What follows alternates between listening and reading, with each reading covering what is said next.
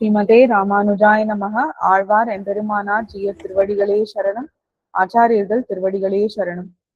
ஸ்ரீமத் பதுல குலவாரிதி பூர்ணச்சந்திரம் ஸ்ரீமன்மஹாரிய சரணாம்புஜ சஞ்சரீகம் ஸ்ரீசிங்கராரிய கருணாப்த சமஸ்தபோதம் பக்தியாச்ச யோக நரசிம்ம குரும் த்ரயாமி.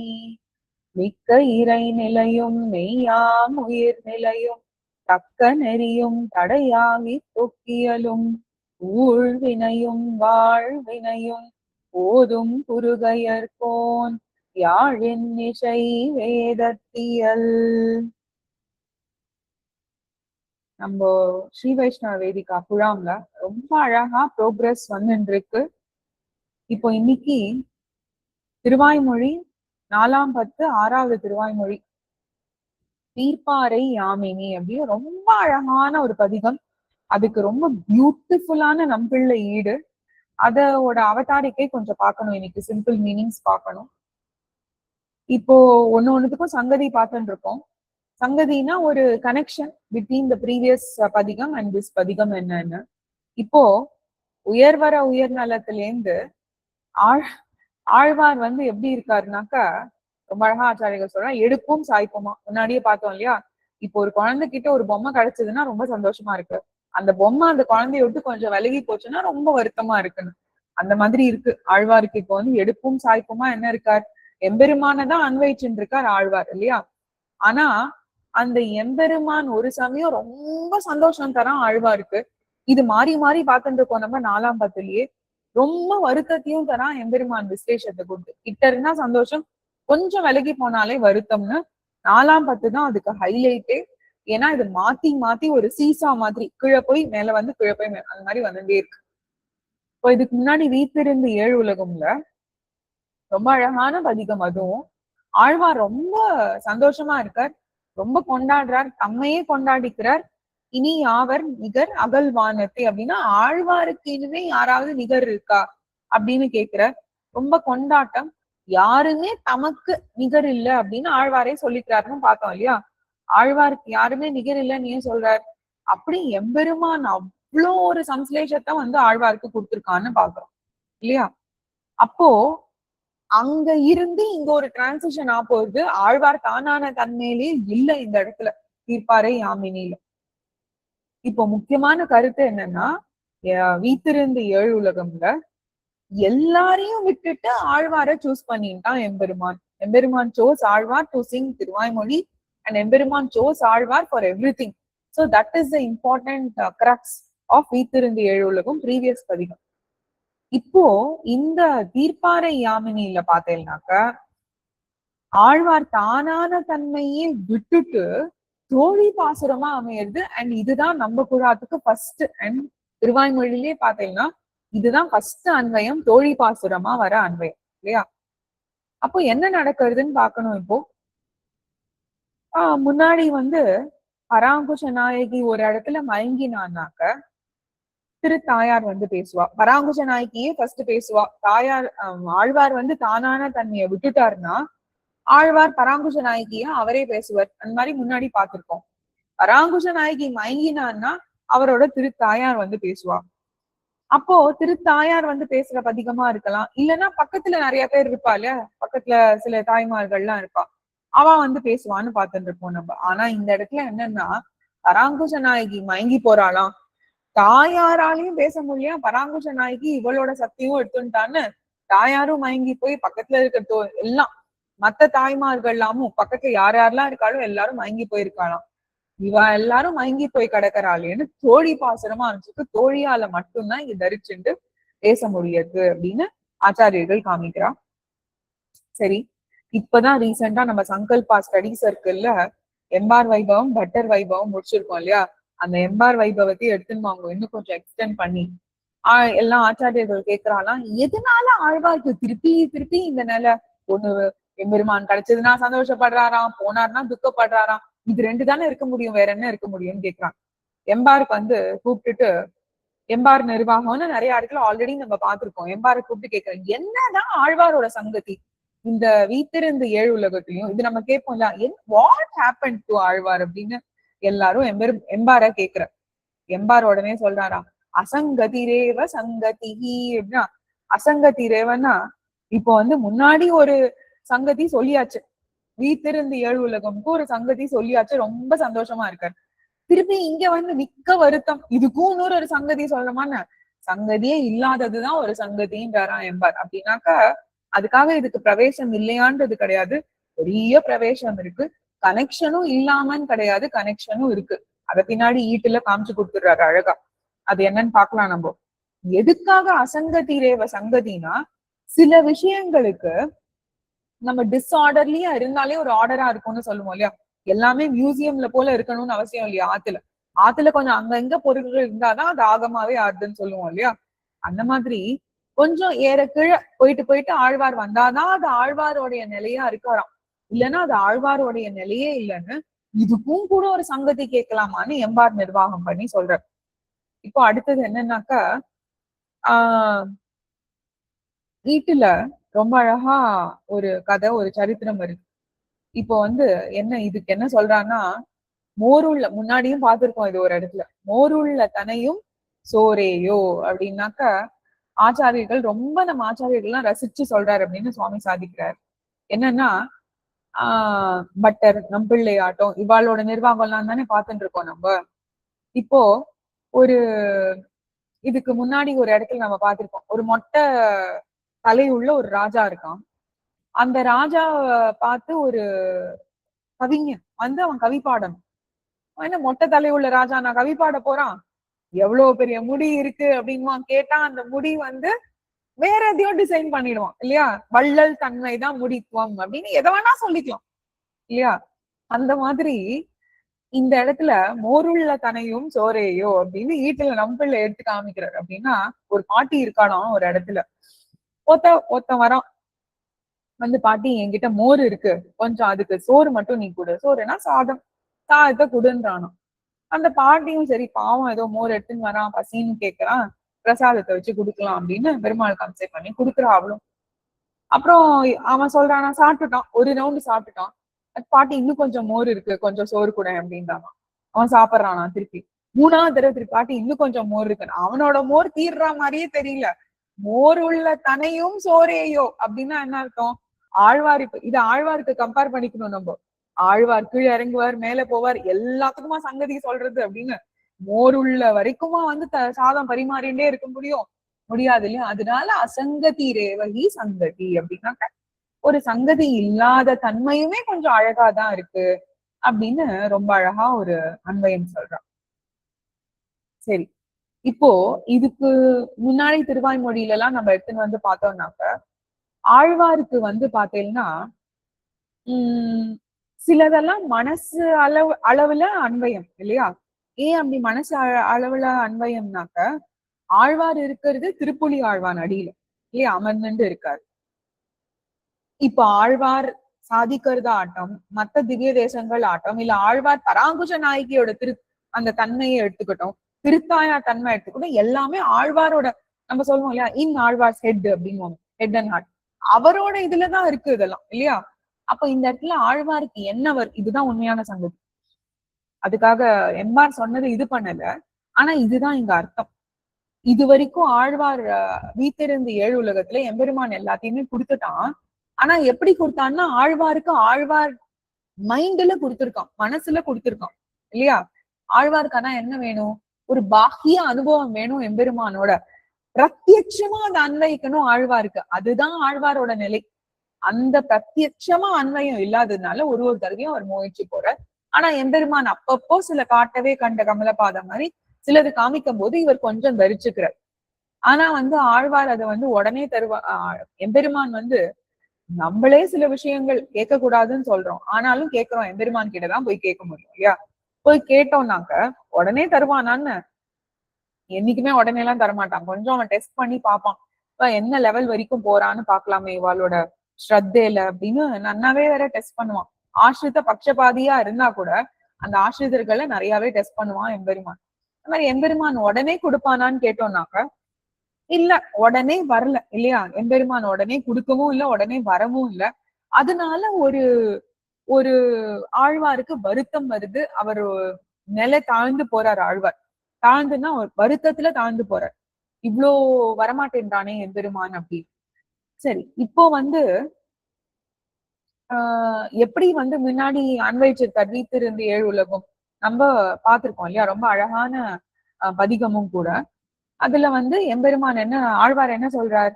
பரமபதநாதனையே அனுபவிச்சுட்டு ஆழ்வார் வந்து பாடுறார். அந்த நாதனோட பரத்துவத்தை ஆழ்வார் பாடுறார். அதுக்கப்புறம் பரத்துவம் மட்டும் இல்லாம சௌசீல்யத்தையும் ரொம்ப அழகா பாடுறார். இத்திருந்து ஏழு உலகும் தனிக்கோள் செல்ல வீவில் சீர் அப்படின்னா ஆற்றல் மிக்காலும் அம்மானை வெம்மா பிளந்தான் தன்னை ரொம்ப அழகா பார்த்துக்கணும் இல்லையா? அப்போ அந்த இப்போ இது ரொம்ப அழகா சொல்றான் ஆச்சாரியர்கள். என்னன்னாக்கா அப்ப எப்படி பரமபதநாதன் அன்வைச்சிருக்காரு ஆழ்வார். ஓகே, மேல இருக்கோம் நம்ம, தொப்புன்னு மேல இருந்து கீழே தள்ளி விட்டா எப்படி இருக்கும்? அந்த மாதிரி பரமபதநாதன் அன்வைச்சுட்டோ ஒண்ணுமே அன்மையும் இல்லாம இருந்தா எப்படி? அதனாலதான் இவ்வளவு துக்கம் ஆயிட்டாரு ஆழ்வார்னு காமிக்கிறேன். இப்போ இங்க ஒரு கேள்வியும் ஒரு ஒரு ஒரு தாட்டும் வரலாம். இப்ப பாத்தீங்கன்னாக்கா உயர்வர உயர்நலம் முதல் பதிகம் பரத்துவம் தான். ஆழ்வார் அன்வைக்கிறார், பரத்துவத்தை அனுபவிக்கிறார்.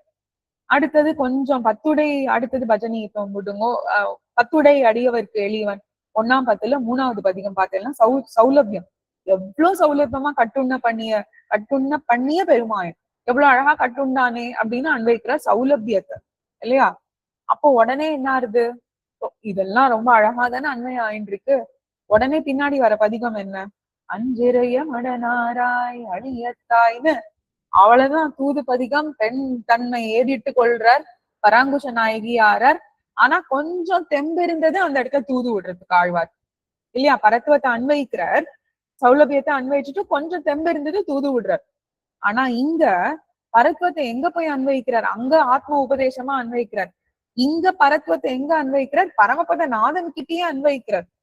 ஆனா திடீர்னு பரமபதநாதன் இல்ல, இங்க அச்சாவதாரமும் திருமேனி இல்ல அப்படின்னும் போது அவருக்கு ஒரு தெம்பே இல்ல. வீத்திருந்து ஏழு உலகம் அன்வைச்ச உடனேவே அடுத்தது தொப்புன்னு கீழே தள்ளி விட்டா மாதிரி இருக்கு ஆழ்வாருக்கு. ஒரு தெம்பே இல்லாததுனால இந்த இடத்துல தானான தன்மை போய், பராங்குஷ நாயகி தன்மை போய், திருத்தாயார் தன்மை போய், தோழி பதிகமா தோழி பாசுரமா அமையிறது இந்த பதிகம்னு ரொம்ப அழகா காமிக்கிறார். சரி, இதுல இப்போ திருஷ்டாந்தம், இப்போ நிறைய விஷயம் நம்மளுக்கு திருஷ்டாந்தம் இருந்தாதான் புரியும். அது ஏன்னாக்கா திருஷ்டாந்தம்னாக்க ஒரு எக்ஸாம்பிள்னு சொல்லலாம். எக்ஸாம்பிள்ன்றதோட திருஷ்டாந்தம்னா சில விஷயம் நடந்த விஷயங்கள் இல்லையா? நடந்த விஷயங்கள்னா நம் பிள்ளை ஈட்டுல நம்ம ஜென்ரலா பார்த்தாலே ஸ்ரீராமாயண சரித்திரம் தான் ஃபுல்லா. இல்ல ரொம்ப அழகா ஸ்ரீராமாயண சரித்திரம் எடுத்துன்னு வர்றது. இதே மாதிரி எங்க நடந்திருக்கு அப்படின்னாக்கா ஸ்ரீராமாயணத்துல சொல்ற பெருமாள் ஒரு கட்டம் இருந்துதான். அந்த கட்டத்துல என்னன்னாக்கா பெருமாள், இளைய பெருமாள் எல்லாருமே வந்து ஒரு அஸ்திரத்துக்கு கட்டுன்னு போய் இருக்கா. எல்லாருமே கொஞ்சம் திகைத்துதான் இருக்கா, பெருமாளும் சரி இளைய பெருமாளும் சரி. அப்போ சில பேர் மட்டும்தான் இருக்காளாம். யாருனாக்கா கொஞ்சம் அவளால தரிச்சுண்டு இருக்கிற முடிகிற அளவுக்கு சில பேர் தான் இருக்கா. யாருன்னு பார்த்தா விபீஷண ஆழ்வான், திருவடி இவாள்லாம் தான் இருக்காளாம். கொஞ்சம் இன்னும் மத்த சில பேர்கள் எல்லாம் இருக்கா. அப்போ வந்து என்ன பண்ணுவானா, இப்போ நம்மளுக்கே தெரியும் இல்லையா? ஒரு இடத்துல வந்து நம்மளுக்கு தெரிஞ்ச இடத்துல போர் நடக்கிறது அப்படின்னாக்க அந்த இடத்துல நம்ம எழுந்துட்டோம், நம்ம ஒரு அளவுக்கு சுதாரிச்சுட்டோம் அப்படின்னா உடனே போய் யார் இருக்கான்னு பார்ப்போம் இல்லையா? எழுப்பி எழுப்பி வேற போய் பார்ப்போம். யாராவது எவ்வளவு உயிர், எத்தனை பேர் இருக்கா, ஃபர்ஸ்ட் எத்தனை பேர் மாண்டு போயிருக்கா, உயிர் இருக்கிறவாளுக்கு எவ்வளவு தூரம் உயிர் இருக்கு, எப்படி தரிச்சுன்னு இருக்கா, எவ்வளவு தூரம் பாதிப்பு ஏற்பட்டிருக்கு எல்லாம் பார்ப்போம் இல்லையா? அப்படின்னு திருவடி விபீஷண ஆழ்வான்லாம் பார்த்துட்டே வராலாம் அந்த சண்டைக்கு நடுவுல. பார்த்துட்டே இருக்கும்போது ஜாம்பவான் மகாராஜா அவர் இருக்கார். அவரும் கீழே விழுந்து கிடக்கிறார் அப்படியே ஜாம்பவானும். அப்போ கொஞ்சம் மெதுவா எழுந்துக்கிறார் ஜாம்பவான் மகாராஜா. எழுந்து சுத்தி சுத்தி பாக்குறார், கொஞ்சம் முடியல. ஆனா எழுந்து முதல்ல கேட்ட கேள்வி என்னவா இருக்கும்? நம்ம இப்ப ஸ்ரீராமாயணமே தெரியலன்னு வச்சுக்கோங்க நம்மளுக்கு. நம்ம என்ன யோசிப்போம்? ஃபர்ஸ்ட் கேட்கிற கேள்வி எதுவா இருக்கும்? பெருமாள் சௌக்கியமா அப்படின்னு தானே கேட்போம். சரி ஊற்றுங்க, பெருமாள் சௌக்கியமான்னு கேட்கலன்னு வச்சுப்போம். அடுத்தது யாரை கேட்போம்? இளைய பெருமாள் சௌக்கியமா அப்படிதான் கேட்போம். இப்ப யாரோ ஒருத்தர் அம்மா அப்பா ஆத்துக்கு வரான்னா இம்மீடியட்டா உடனே உன் பொண்ணு எப்படி இருக்கா, பையன் எப்படி இருக்கான்னு தரும். ஒண்ணு விட்ட பொண்ணு யாரோ ஒருத்தர்னு வச்சுக்கோங்களேன், second line cousin, third line cousin இல்லாம கேட்போம். யாராவது ராத்துக்கு வந்தா கேட்க மாட்டோம் இல்லையா? ஜாம்பவான் எழுந்தாராம். அவரே முடியாம எழுந்துக்கிறார். எழுந்த உடனே என்ன தெரியுமா கேட்டாரா? திருவடி நன்னா இருக்கானா அப்படின்னு கேட்டாராம். வேற யாரையுமே கேட்கலையா அவர். திருவடி நன்னா இருக்கானா அப்படின்னு கேட்டாராம். உடனே இவன் வந்து எல்லாருக்குமே ஒரு மனசுல ஒரு இது நம்பிள்ளை ஈட்டிலேயே ரொம்ப அழகா எடுத்து காமிக்கிறார். என்ன சுவாமி இப்படி வந்து பெருமாள் நன்னா இருக்காளா இல்ல இளைய பெருமாள் நன்னா இருக்காளான்னு கேட்காம திருவடி நன்னா இருக்கானான்னு கேட்கலாமா அப்படின்னா, ஜாம்பவான் சொல்றான், திருவடி மட்டும் சௌக்கியமா இருந்தா போதும், நம்ம எல்லாரும் நன்னா இருப்போமோ இல்லையோ, பெருமாள் நன்னா இருப்பார், பெருமாள் நன்னா இருந்தா இளைய பெருமாளும் ரொம்பவே சௌக்கியமா இருப்பார் அப்படின்னு ரொம்ப அழகா ஜாம்பவான் சொல்றார். இப்போ என்னன்னாக்க அதே மாதிரி கம்பாரிசன் இங்க இதே மாதிரிதான் சில சந்தர்ப்பங்கள்ல சில பேர் வந்து மூர்ச்சை அடைஞ்சிடுறா இல்லையா, அன்கான்சியஸா ஆயிடுறா. அப்போ பெருமாளும் மயங்கி இருக்கார், பக்கத்துல இருக்கிறவாளும் மயங்கி இருக்கா அப்படின்ற ஒரு சிச்சுவேஷன் வருது இல்லையா. இதேதான் நம்பிள்ளை திருஷ்டாந்தத்துல எடுத்துன்னு வந்து இங்க காமிக்கிற. இதே மாதிரி பராங்குஷ நாயகி இப்போ வந்து இது எதுக்காக சொல்றதுனாக்க, பராங்குஷ நாயகி கொஞ்சம் மயங்கி இருக்கான்னு இப்போ நம்ம ஆத்துலயே வச்சுக்கோங்க. யாரோ ஒருத்தர் இப்போ ஃபார் எக்ஸாம்பிள் அடியனோட பேரண்ட்ஸ்க்கு வந்து ஒன்லி சைல்டு. அப்போ அடியனுக்கு இப்போ ஏதாவது ஒண்ணுன்னா அடியன் மயங்கி போயிடுறேன்னு வச்சுக்கோங்க. அவன் உடனே பதச்சு போவா இல்லையா, ஸ்டேஜ் வரை அவளுமே மயங்கி போயிடுவான். இவளுக்கு இப்படி ஆயிடுது அப்படின்னு. அந்த மாதிரிதான் ஒரு ஆத்துலயும் யாராவது ஒரு கேரக்டர் இருந்தா அந்த கேரக்டர் ஒரு சென்ட்ரல் ஃபிகர்னு வச்சுக்கலாம் நம்ம. அதே மாதிரி நம்மாழ்வார் இடத்துல நம்மாழ்வார் இப்போ இத்தனை தடவை நிறைய தடவை இது முன்னாடி மயங்கி போயிருக்காரு. இப்போ அவர் மயங்கி போனோடனே தாயாராலையும் தாங்கவே முடியலாம். இந்த வருத்தம் தாங்காம அவளும் மயங்கி போயிட்டான்.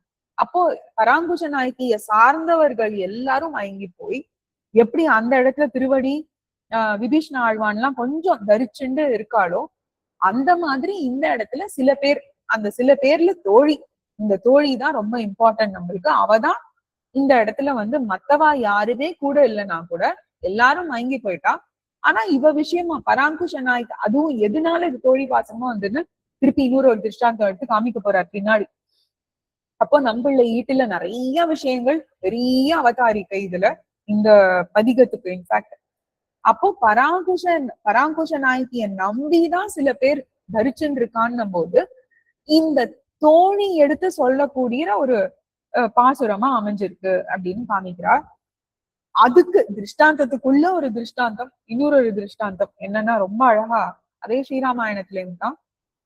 என்னன்னாக்கா அஸ்ய ராஜகுலஸ்யாத்ய துவத் அதீனம் ஹி ஜீவிதம் அப்படின்னு ரொம்ப அழகான ஒரு பிரமாணம். அஸ்ய ராஜகுலஸ்யாத்ய துவத் அதீனம் ஹி ஜீவிதம் அப்படின்னு யார பார்த்து சொல்றா? ரொம்ப அழகா பெரிய வாக்கியம். என்னன்னா வரதாழ்வான பார்த்து எல்லாரும் சொல்றாளாம், இந்த ராஜ்யமே இப்ப உன்னோட சுமையில, உன்னோட இதுதான், உன்னோட சுமைன்றதோட உன் தலைமையிலதான் இந்த ராஜ்யமே இருக்கு அப்படின்னு எல்லாரும் சொல்லிடுறா. அவன் அம்மா சொன்னது அதெல்லாம் விட்டுருங்க ஒரு சைடு. இது நம்பிள்ள இந்த கருத்து ரொம்ப அழகா எடுத்துன்னு வந்து சொல்றாரு. இப்போ எதுக்காக இவாள்லாம் இந்த மாதிரி சொன்னான்னு நம்ம யோசிப்போம். இப்போ பரதாழ்வான் தான் இந்த ராஜ்யத்தை ஆளணும்ன்றது இவ எல்லாருக்கும் அயோத்தியில இருக்கிற மக்களுக்கு எல்லாம் நோக்கமா அப்படின்னாக்க கிடையாதான். பரதாழ்வான் அவருமே ரொம்ப சாமர்த்தியம் படிச்சவராம், ரொம்ப அழகா இருப்பாராம். ஆனா அவரோட திருமுகத்துல ரொம்ப வாட்டம் ஆயிட்டான். இப்ப சக்கரவர்த்தி திருமகன் காட்டுக்கு எழ போறான்னு கேட்ட உடனேவே அப்போ இந்த அயோத்தியில இருக்கிற எல்லா மக்களும் என்ன பண்ணிட்டா, உங்க நம்பிதான் இருக்கும்னு அந்த வாட்டத்தோட ஒரு வாட்டமா திருமுகத்தை எடுத்துன்னு போய் சக்கரவர்த்தி திருமகன் முன்னாடி வச்சா, ஓ இவ்வளவு வாடிட்டானே நம்ம தம்பி அப்படின்னு திருப்பி வந்துருவாருன்னு இவாள்லாம் நினைச்சுட்டு இருக்கா. அதனால பரதாழ்வான படையோட அமைச்சு இதனாலதான் அவ சொல்றா, உன்னோட மேலதான் இந்த சுமையே இருக்கு, இந்த ராஜ்யத்தோட சுமை. அஸ்ய ராஜகுல சியாத்திய துவத் அதீனம் ஹி ஜீவிதம், உன்னோட அதீனம் தான் இதெல்லாம், அப்பதான் நாங்கெல்லாம் ஜீவிக்க முடியும் அப்படின்னு எங்க சொல்றா ஸ்ரீராமாயணத்துல. இவரோட வாட்டமான திருமுகத்தை பார்த்தா சக்கரவர்த்தி திருமகன் திரும்பி வந்துருவா அப்படின்னு இந்த அயோத்தி மக்கள் எல்லாமும் கிளம்பி போறா. அவரோட சரித்திரம் என்னன்னு நம்மளுக்கு தெரியும். ஆனா இந்த பரதாழ்வான போல நம்மாழ்வார நம்பிதான் எல்லாருமே இருக்கா அந்த இடத்துல. ஆனா இப்போ அவர் தரிக்க முடியலன்றதுனால ஏதோ இவ தோழி பாசுரமா அமைஞ்சிருக்கு. எதனாலனாக்க இப்போ ஒரு ஆத்துலயே வச்சுக்கோங்களேன், ஏதோ ஒரு நோய் தட்டுறதுன்னு வச்சுக்கோங்க. அப்போ என்னெல்லாமோ பண்ணி எப்படி இல்லாமோ எப்படியாவது இந்த நோய் போனா போரும்பா அப்படின்ற மாதிரி தானே இருக்கும் நம்ம. இப்போ சமீபத்திலே வந்தது இல்லையா, 6 வருஷம் முன்னாடி கொரோனா வந்தது.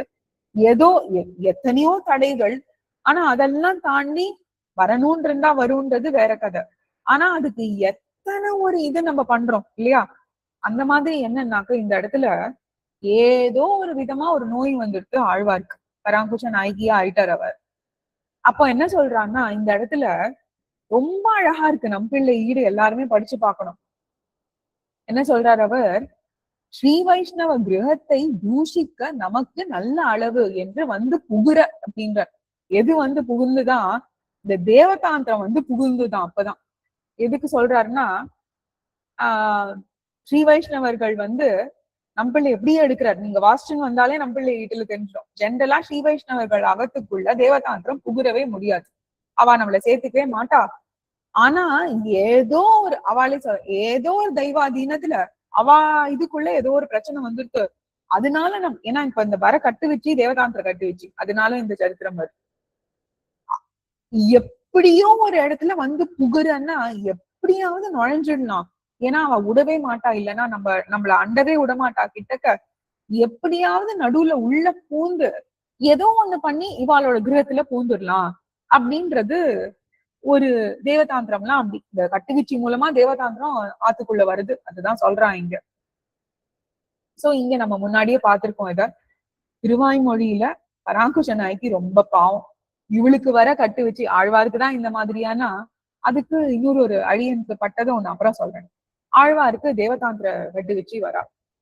ஆனா ஆழ்வார் தரிக்க முடியாத நிலைமையில கூட தரிச்சுன்னு தோழி பாசனமா ஏன் சேவிக்கிறான்றது கடைசியில அந்த ஒரு கிளைமேக்ஸ் ஆஃப் த ஸ்டோரின்னு, அதுதான் கிளைமேக்ஸ். அதுக்கு வரலாம் அப்புறமா. ஆனா திருமங்கை ஆழ்வார் ரொம்ப பிளெஸ்ட். அவருக்கு 2 இடத்துலயுமே திருநெடுநாண்டகமும் சரி, சிறிய திருமடலும் சரி, அவருக்கு வந்த கட்டு வச்சு ரொம்ப நல்ல கட்டு வச்சு, ஸ்ரீ வைஷ்ணவ கட்டு வச்சு அவளுக்கு வந்து எல்லாமே ரொம்ப பாகவதோத்தமர்களாதான் அவளுக்கு வந்து பரகால நாயகிக்கு வந்தது.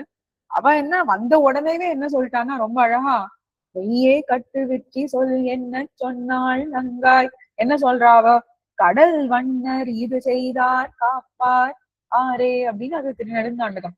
கடல் வண்ணர் அவனே எம்பெருமானே எல்லாமே காத்துருவான். இவளும் அப்படிதான். பேரா விதிர் விதிரா மெய் சிலரா கை மோவா பேராயிரமுடையான் என்னாள். ரொம்ப பாகவதோத்தமை கட்டு வச்சு எங்கன்னா திருநெடுந்தாண்டகமும் சரி, சிறிய திருமடலையும் சரி. நம்ம பராங்குஷ நாயகி தான் கொஞ்சம் பாவமாயிட்டா, ஏதோ ஒரு கட்டு வச்சு வந்துட்டா. சரி, ஓகே, ஏதோ ஒரு கட்டு வச்சு வந்தா கூட எல்லாருமே பராங்குஷ நாயகி கிட்ட ஒரு மயக்கமா தான் இருக்கா.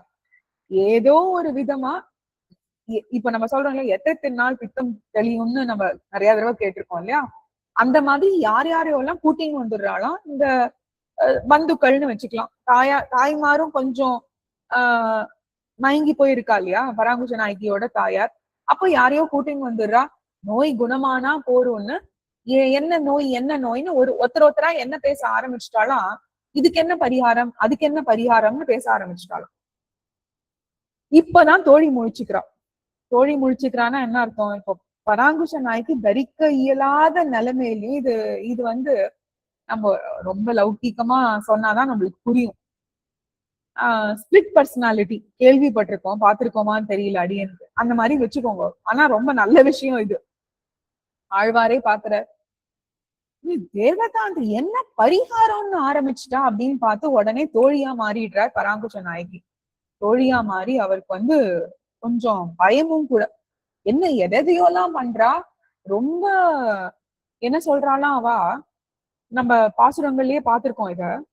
ரொம்ப இந்த பிரமாணம் ரொம்ப அழகான பிரமாணம். எப்போ பராங்குஷ நாயகி தோழியா வந்து பேசுறான்றதுக்கு காமிக்கிறார். அதுக்கு ஒரு ஸ்ரீசுக்தி எடுத்து காமிக்கிறார். நம்ம பார்த்தோம் இல்லையா, கள்ளும் இறைச்சியும் தூவேன்னு சொன்னோடனே இவ முழிச்சுன்றாளாம். என்னன்னா, திரவியம் நிந்திய சூராதி தெய்வத அதிசுத்ரஞ்ச தெய்வத அதிசுத்ரஞ்ச பாஹ்யாகமோ திருஷ்டிகி தேவல காச்ச தேசிக ஜனாகா அப்படின்னு எல்லாமே சுத்திரமா பண்ணிட்டு இருக்கா. சுத்திரம்னா என்ன, நம்மளுக்கு ஸ்வரூபத்துக்கு இணையாத சில விஷயங்கள். அது ஒண்ணு ஒண்ணா இந்த பிரமாணம் ரொம்ப அழகான பிரமாணம். என்ன சொல்றான், அத ஈட்டுல இருக்கிறது அப்படியே வாசிக்கிறேன் பாருங்க. இதோட அர்த்தமே அதுதான். நிந்தியமான திரவியத்தை இவள் ரக்ஷணத்துக்கு பரிகரமாக கொண்டு சுத்ர தேவத்தை ஆவேசித்ததாக கொண்டு பாஹ்ய ஆகமங்களை திருஷ்டியாக கொண்டு எதெல்லாம் எடுத்துக்கிறா பாருங்க. திரவியம் ரொம்ப நிந்தமான திரவியம். அப்புறம் தேவத்தை எந்த பிரமாணத்தை கொண்டு எதை கொண்டு ரட்சிக்கிறாவா, அது ரொம்ப சுத்ரமான ஒரு இதை கொண்டு ரட்சிக்கிறா. அப்புறம் மதங்கள் எந்த பாஹ்ய மதம்னா நம்ம வேதத்தை நம்பாத கூடிய ஒரு இது, அதையும் எடுத்து இது பண்றா. திருஷ்டாந்தம் எதை எடுத்து திருஷ்டாந்தமா பண்றா, அதுவும் ரொம்ப சுத்திரமா இருக்கு. தேவதாந்திர ஸ்பர்ஷம் உடையாரை தேசிகராக கொண்டுன்னா அந்த குரு யாரு இந்த ஆச்சாரின்னு ஒருத்தர் பண்ணுவார் இல்லையா, அவர் இந்த தேவதாந்திர ஸ்பர்ஷம் உடையாரை தேசிகராக கொண்டு இவள் பக்கல் உண்டான எதுக்கு இதெல்லாம் பண்றான்னு நம்மளுக்கு கேள்வி வரும் இல்லையா. இவள் பக்கல் உண்டான ஒரு ஸ்னேக அதிசயத்தாலே இவள் ஜீவிக்குமாகில் ஏதேனும் ஒரு வழியிலே ஆகிலும் பரிகரிக்க அமையும் என்று வழியல்லா வழியிலே இழிந்தார்கள் அப்படின்னு சொல்றான். வழியல்லா வழியில் ஒரு வழியில போயிட்டே இருக்கும், அது டெட் அண்ட் ரோடும் தெரிஞ்சு போயிட்டே இருக்கும்னா அப்படிதான் இவெல்லாம் பண்ணிட்டு இருக்காங்க. இப்ப என்ன திரவியம் ரொம்ப நிந்திக்க கூடிய திரவியமா இருக்கு. எதையோ எடுத்துன்னு தூவுங்கோ, கல்லும் இறைச்சியும் சொல்றா இல்லையா, அந்த மாதிரி சூராதி தெய்வத்தம் அதிசுத்ர, அந்த தேவத்தை எந்த தேவத்தையை குறிச்சு பண்ணாலும் அதுவும் சுத்திரமா இருக்கு. மதமும் பாக்கிய மதமா இருக்கு. யாரு பண்ண போறாலும் தேவல காட்ச தேசிக ஜனாகன்னு அவருமே ரொம்ப தாழ்ந்துதான் இருக்கார். இத்தனைய கொண்டு பண்றீங்களே, இந்த கள்ளுமிராய்ச்சியும் தூவேன்மன்னு ஒன்னே முழிச்சுட்டா தோழிமார் என்ன சொல்றான்னா, இத்தனைய சுத்திர பதார்த்தங்களை வச்சுண்டு இவளை இந்த மாதிரி பண்ண சொல்லலாமா? எப்படி இவளுக்கு இப்போ என்னன்னாக்கா, ஒரு இடத்துல நம்ம இந்த தோழியுமே கொஞ்சம் கேர்ஃபுல்லா இருக்கணும். இப்போ என்ன எதுக்கு கேர்ஃபுல்லா இருக்கணும்னா, இது உனக்கு முன்னாடியே தெரிஞ்சுட்டா அப்படின்னு கேட்பா இல்லையா எல்லாரும். இது உனக்கு முன்னாடியே தெரிஞ்சா இவ்வளவு தூரம் எதுக்கு நீ போக விட்டன்னு கேட்பா. இப்ப நம்மளே ஒரு ஃப்ரெண்டோட சேர்ந்து ஏதோ ஒரு இடத்துக்கு போயிட்டு வரோம், அம்மா கிட்ட தெரியாதுன்னு சொல்லிடு, நம்ம எங்கேயும் போல, ஸ்கூல்ல இருந்து தான் வந்திருக்கோம்னு சொல்லிடுன்னு குழந்தைகள் சொல்லும். இப்போ ஏதோ ஒரு அசம்பாவிதம் நடந்திருக்கு, அப்ப சொல்லிதானே ஆனும். அப்ப சொன்னாக்க இது உனக்கு முன்னாடியே தெரிஞ்சா தடுத்திருக்கலாமேன்னு தானே கேட்பா. ஏன் அவ்வளவு தூரம் போக விட்டேன்னு கேட்பா இல்லையா. சோ இந்த தோழி கொஞ்சம் கேர்ஃபுல்லா வேற சொல்லணும் இல்லையா. இப்போ என்னன்னாக்க இந்த இடத்துல ரொம்ப அழகான ஒரு ரெஃபரன்ஸும் கூட கொண்டு வர, திருப்பி நம்மாழ்வாருக்கும் திருமங்கையாழ்வாருக்கும் தான் ரெஃபரன்ஸே. என்ன ரெஃபரன்ஸ்னாக்க,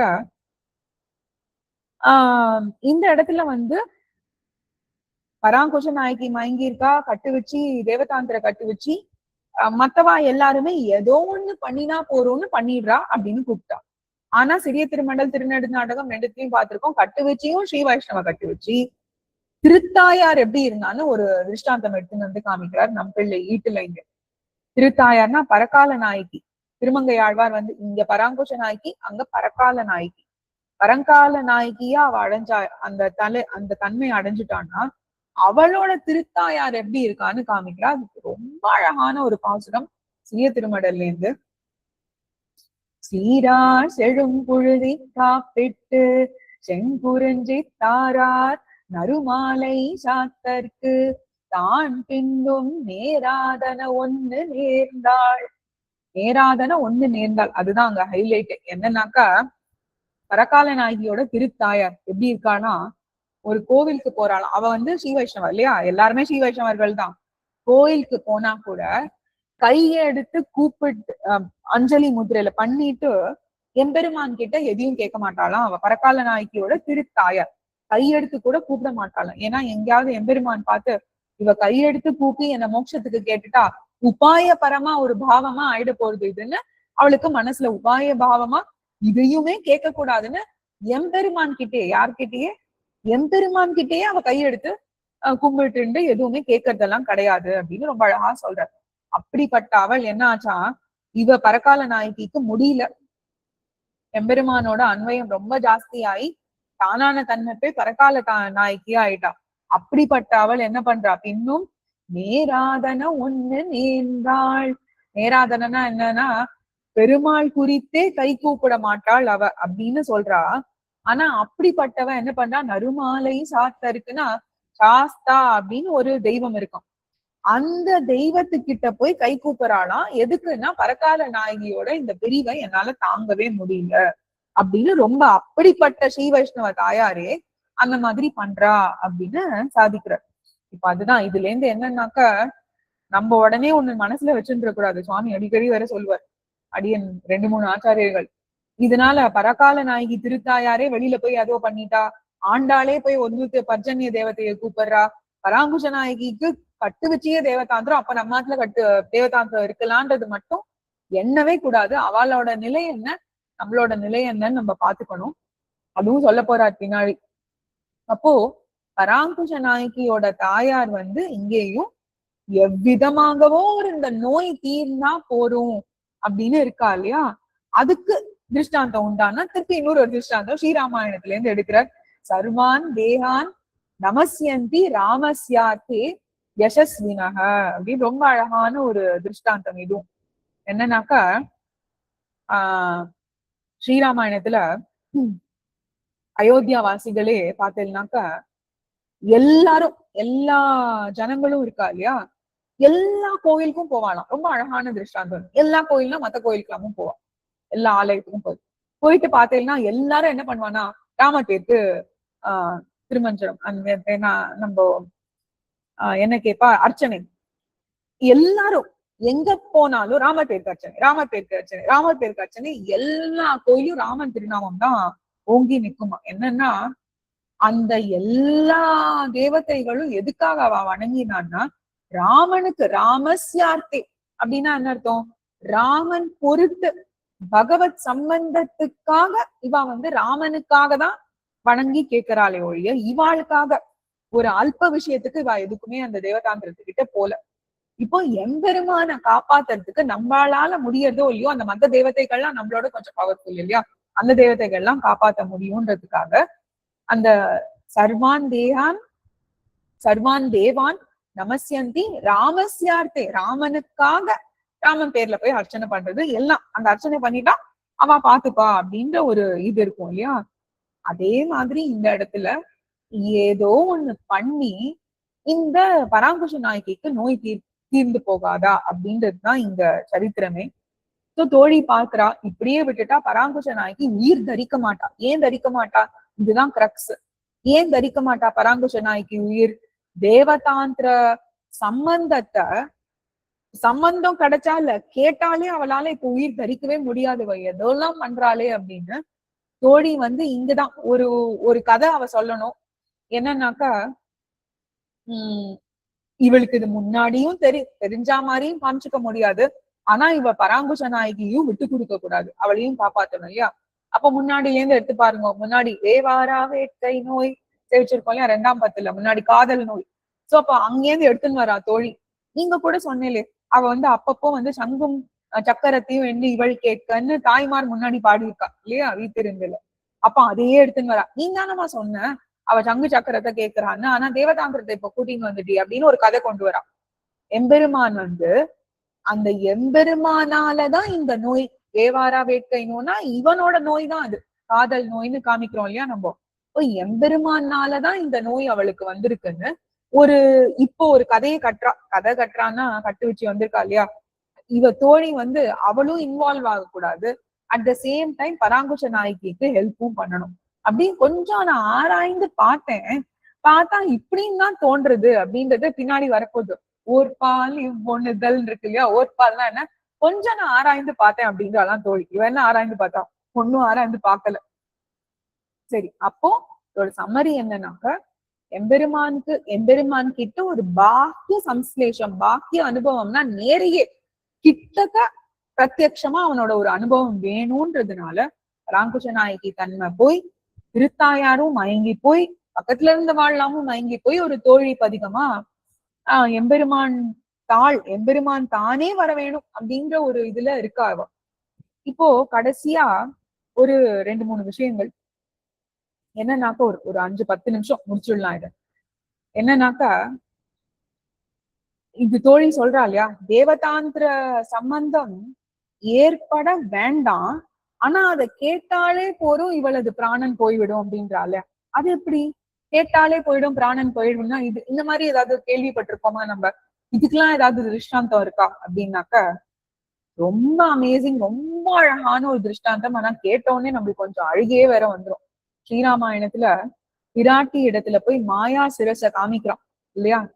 அசுரர்கள்லாம் வந்து மாயா சிரசுன்னா என்ன, ராமாயண யுத்தத்துல பெருமாள் முடிந்தார் அப்படின்றத காமிக்கிறதுக்காகவே ராவணன் என்ன பண்ண சொல்றான், மாயா சிரசு பெருமாள் சிரசு மாதிரியே ஒரு சிரசை பண்ணி பிராட்டி வந்து ஓன்னு அழறாளாம். அப்படியே பார்த்த உடனே அவளுக்கு தெரியும், ஆனாலும் பார்த்த உடனே ஒரு ஒரு வருத்தம் அவளுக்கு இல்லையா, ரொம்ப ஓன்னு அழறாளாம். ஆனா அவளுக்கு உயிர் ஆபத்து ஏற்பட்டதானா உயிர் ஆபத்து ஏற்படல இல்லையா, அப்படித்தானே சரித்திரம் இருக்கு.